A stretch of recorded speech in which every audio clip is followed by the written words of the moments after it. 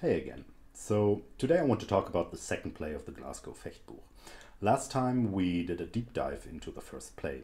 We broke the play down into its single steps, we talked about the simple displacement, and we tried to put the play into context with messer fencing in general. Today won't be as extensive since the second play is not that different to the first play in essence. However, there are some things we need to talk about when taking a closer look, so let's dive right into it.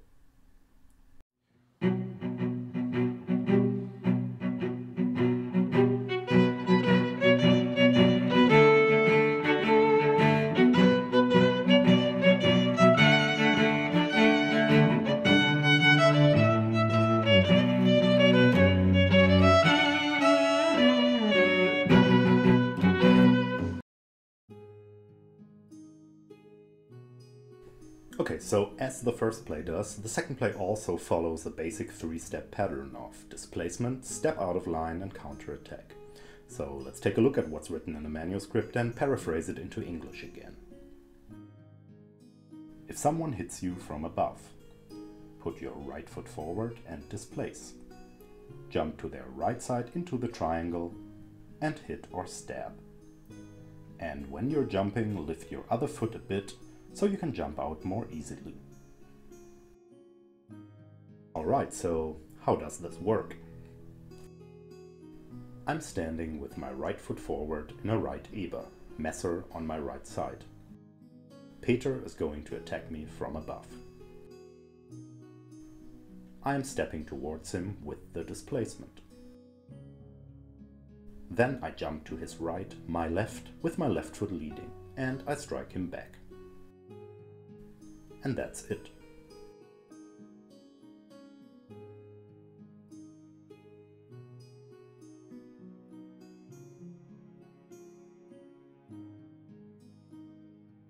Again, the stepping in is just a small setup move to put ourselves into a better position for the displacement and the follow-up we're planning to do.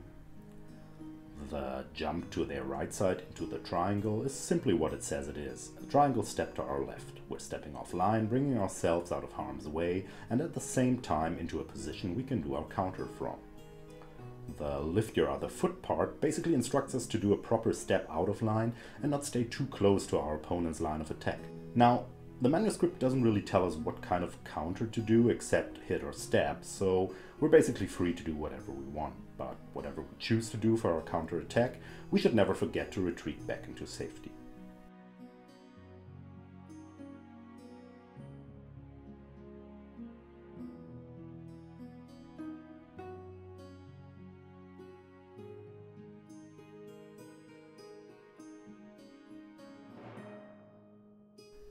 Okay, so I've done a whole segment on the simple displacement in the video about the first play, so if you haven't seen that and wonder why we are doing the simple displacement the way we do it, I really recommend watching that first to get a better understanding of our process of thought here. Today I only want to give two small additions in relation to the second play.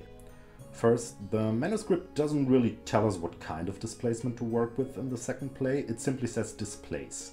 But since the simple displacement was mentioned right before in the first play, there's not really a reason for us to believe that the author is talking about any other way of displacing the incoming attack. Second, in the video on the first play I mentioned that it's perfectly viable to just stab your opponent in the face while doing the simple displacement.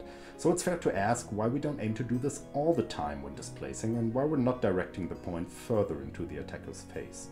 Well, on one hand, if the stab in the face for some reason doesn't work, even though our point is generating threat, it kinda changes the dynamic in the encounter, since the attacker will most likely not try to run straight into the point. So to apply the play as intended and to present it in a clean way, we choose to take that out of the equation to make sure the play works as we want it to work. On the other hand, when presenting and showcasing the play without any protection equipment like a mask and a gorget, we simply don't want to hurt our training partner with actually stabbing each other in the face by accident. Oh, and also just as a quick supplement to the simple displacement not being a hanging displacement in our book, in context of the second play, we figured it would be really awkward to step to our left when having defended ourselves in a hanging defense against an attack to our left, and it really is weird, as you can see.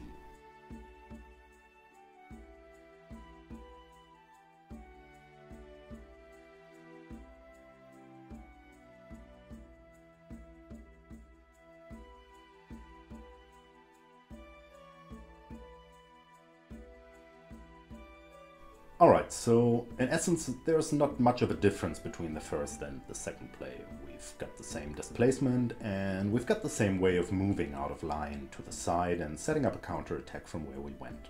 Well, obviously we're moving into different directions, but what does that mean fencing-wise? Well, first of all, the first play usually can be done a bit quicker than the second play, since we're moving from our opponent's inside to their inside, so we're staying on the same side, which means there's not much of an obstacle we need to overcome for being able to go where we want to go. Now, if we want to go from our opponent's inside to their outside, as we aim to do in the second play, we need to work our way around our opponent's weapon, which will be right in the way of where we want to go when trying to do so. So that means we need to get rid of the threat created by our opponent's blade first. Now, why is intention important for that? Because the more intention our opponent puts into their attack, the more time we get to work our way. From the simple displacement, we need a split second to change around our opponent's blade from inside to outside.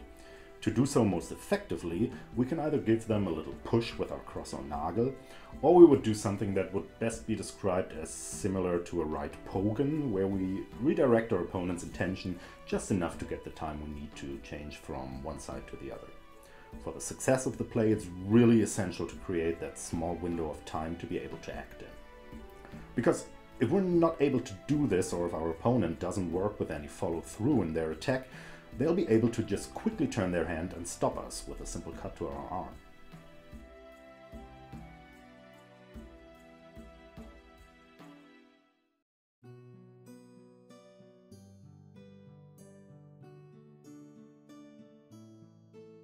To give you an example about all this, let's imagine I'm saying unspeakable things about certain members of Peter's family, and Peter gets really angry and tries to charge me down with a big swing.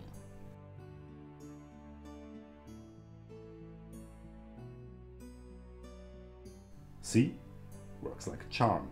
So, in conclusion, if we don't get a certain pressure by our opponent or find any way to create that small amount of time that we need to work with, we'll never be able to pull the play off correctly.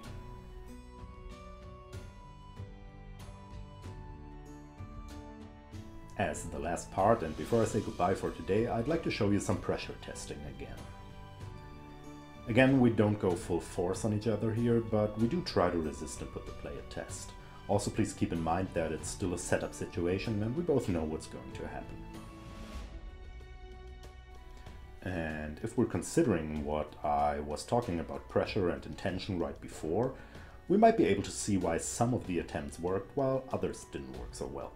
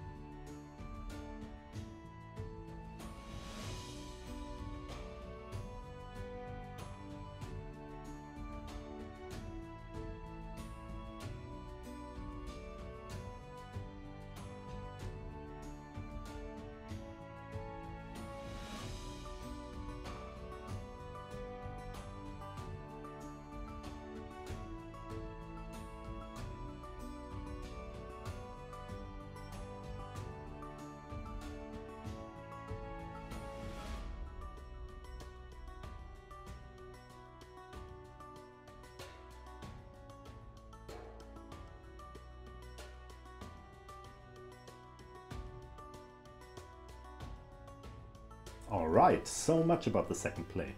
I hope you had fun watching. Let me know what you think in the comments below.